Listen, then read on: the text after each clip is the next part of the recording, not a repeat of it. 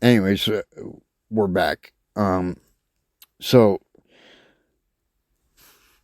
what I was saying is, all of a sudden, right behind me, like right on my neck, I hear and I feel this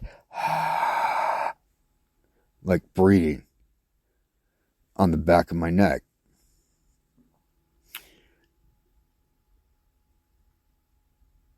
And so, of course, I, turn around.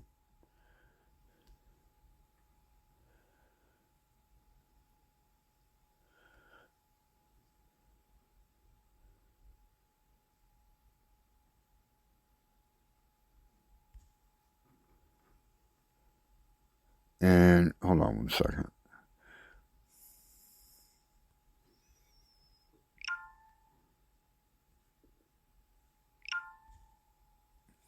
Anyways, so I feel and I hear this breath on the back of my neck, and I turn around, and right there, right behind me, is Yankee Jim, or who I'm assuming is Yankee Jim, because I don't know that there is a photograph of him anywhere.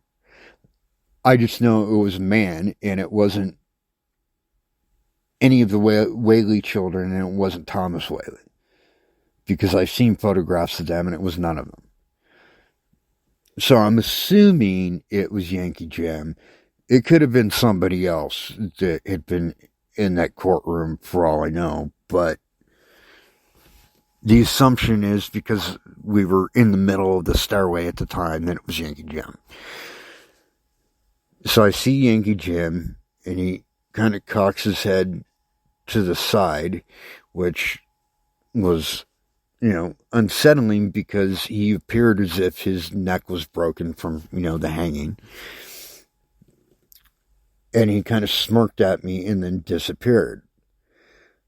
And so I'm like, okay. And I stayed there for like a minute trying to get a voice on audio recorder, capture more evidence, something visual.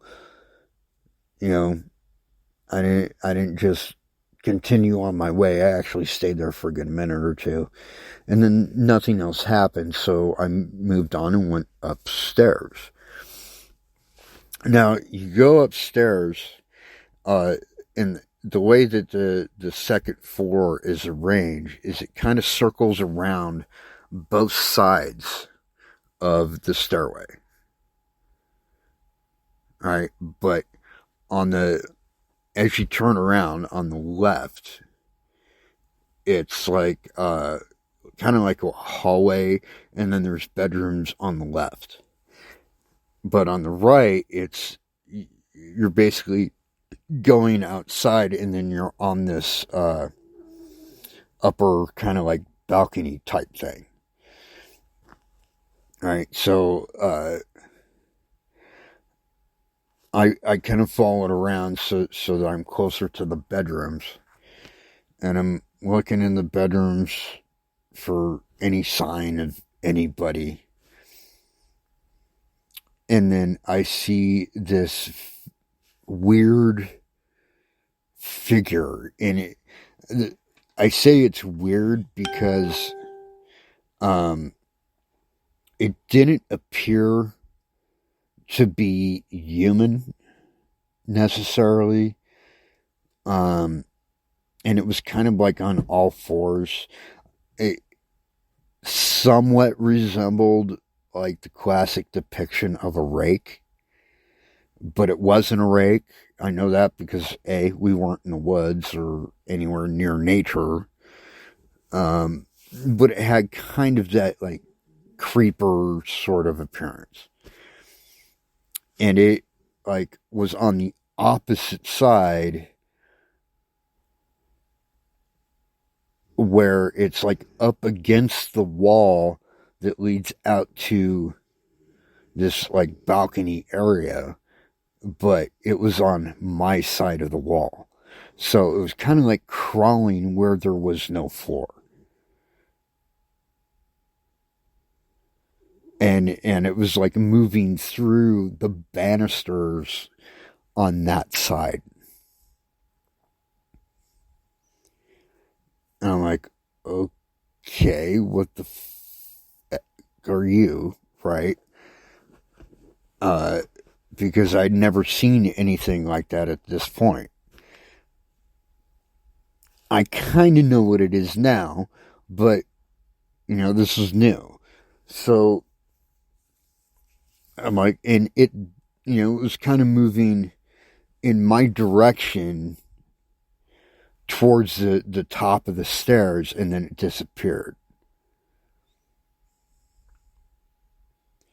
And then, I continue on my way, and I get down to the end of this row of bedrooms, which I believe there was 2 or 3.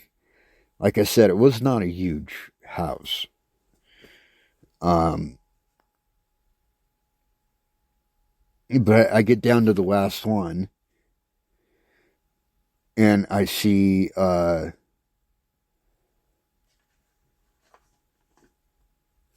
I'm assuming is Thomas Whately Jr. in the last bedroom. And I actually did capture that on film. I no longer have the film, so I can't prove it. And on the film, it appeared as like a misshape, but I actually saw him, right? Fully detailed, can actually describe what he was wearing, et cetera, et cetera.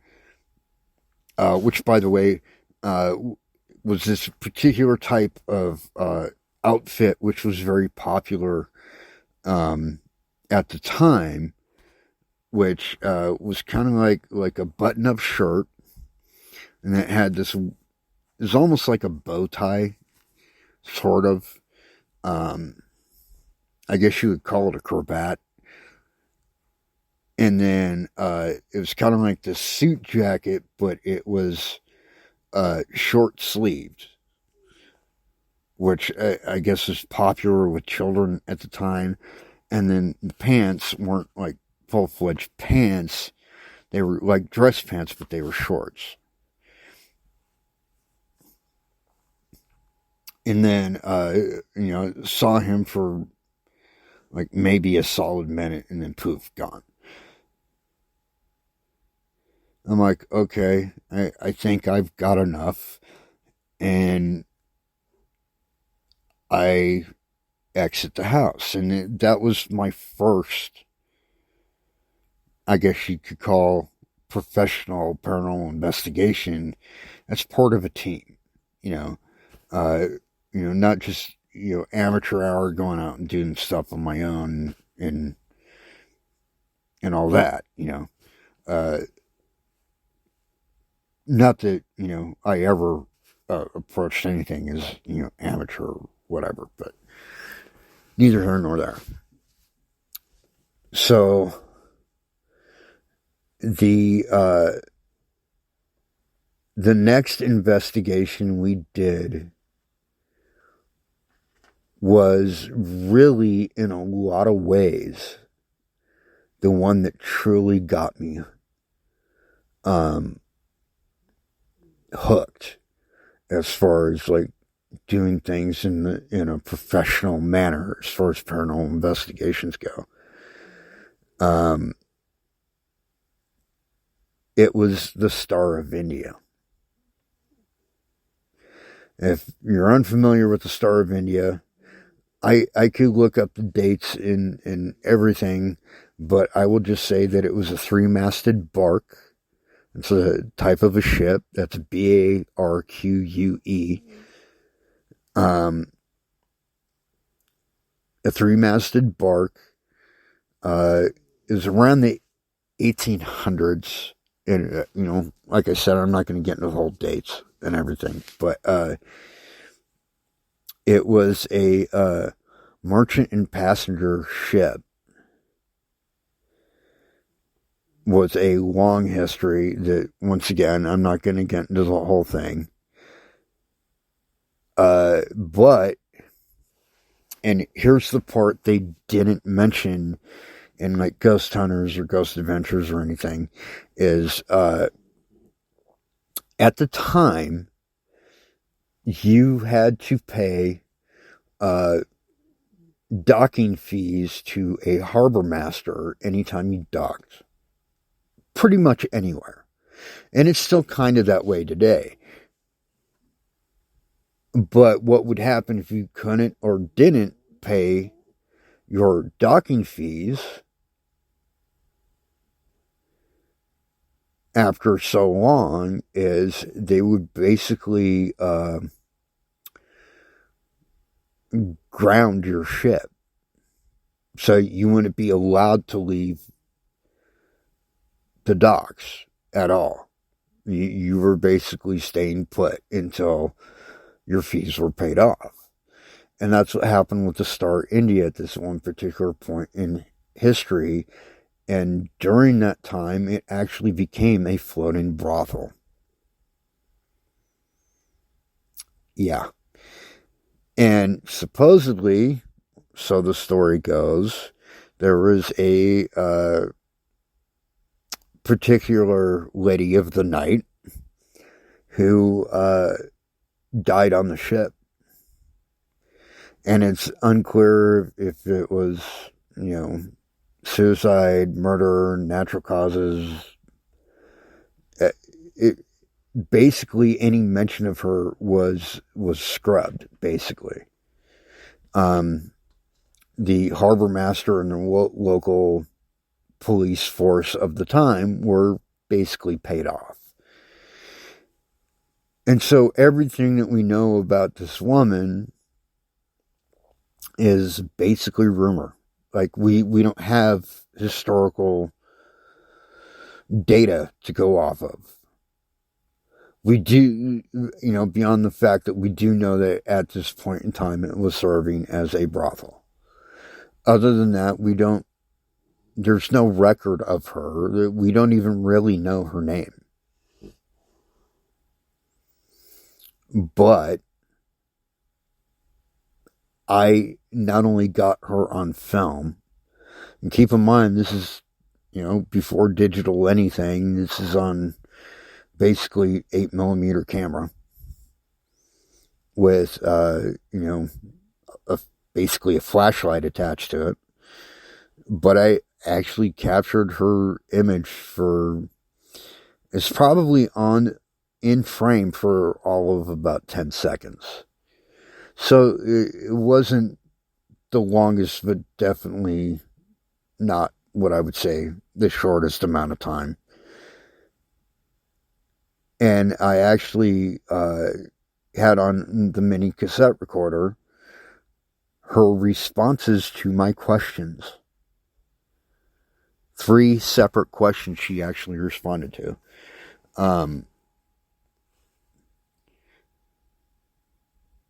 I asked her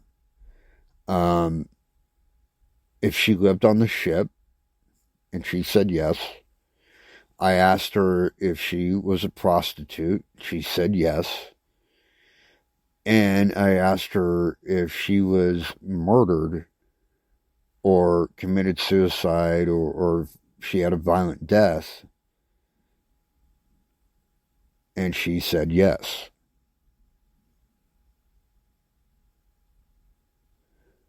And then she was gone. I didn't get any more out of her. And I never came across her again.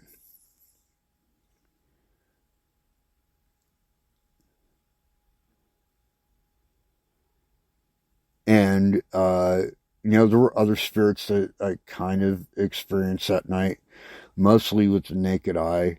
I didn't get a lot more on film. Few kind of minor things like orbs and stuff, which we couldn't prove were actually orbs, because once again, 8mm camera, and this is back before infrared, digital, anything. So, just kind of had to write them off, even if they were legit. we would still write them off because, we had to assume that it was dust or something else. And that hooked me because it was kind of like I was solving a mystery. And I did probably 6 more investigations with that group at different locations throughout Southern California. And I'm not going to get into all of them because it's pointless. And then I moved on. And I wasn't in San Diego anymore. And I was kind of forced to go it on my own again for a long time. And then I met, years and years later, I met and became a member of another group called PACE in Ohio, which, I've already talked about enough on this podcast, but things didn't end up going well. We'll just say it like that. And then I formed this group, Ghost Wolf Paranormal, and the rest, as they say, is history. So there you go. That's my story, and I'm sticking to it. All right, until next time, I pack my tribe. Peace out.